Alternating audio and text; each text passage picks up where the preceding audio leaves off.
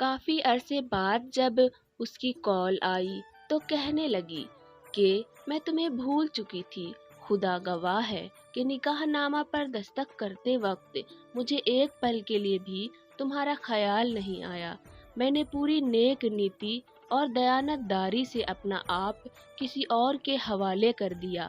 شادی کی اگلی صبح جب میری ساس نے مجھے سارے گھر والوں کے لیے ناشتہ بنانے کو کہا تو مجھے ایک دم سے تمہاری یاد آئی جب تم نے کہا تھا کہ شادی کے بعد تمہاری مہندی اترنے تک کسی کام کو ہاتھ نہیں لگانے دو گے۔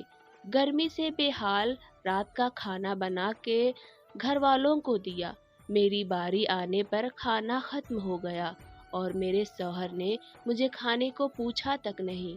زندگی میں پہلی بار بھوکے پیٹ سوتے ہوئے مجھے تمہاری یاد آئی جب تم نے کہا تھا کہ تم میرے کام ختم ہونے کا انتظار کر لیا کرو گے لیکن میرے بغیر کھانا نہیں کھاؤ گے۔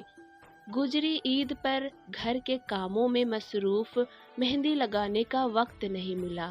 چاند رات کو میرا شوہر اپنی بہن کو چوڑیاں دلانے گیا اور میری ساس نے مجھے یہ کہہ کر نہ جانے دیا کہ تم مہندی چوڑیاں لینے چلی گئی تو ہزاروں کام جو رہتے ہیں وہ کون کرے گا۔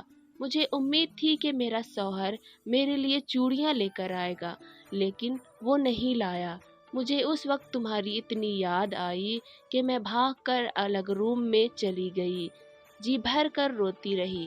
جب جب میں تمہیں یاد کرتی ہوں میری آنکھیں نم ہو جاتی ہے، مگر میں کیا کروں؟ بیٹیاں ماں باپ کی عزت رکھنے کی خاطر اپنا پیار، اپنا آپ تک قربان کر دیتی ہے۔ پھر ایک لمبی خاموشی اور نہ رکنے والی آنسوؤں کے ساتھ کال بند کر دی۔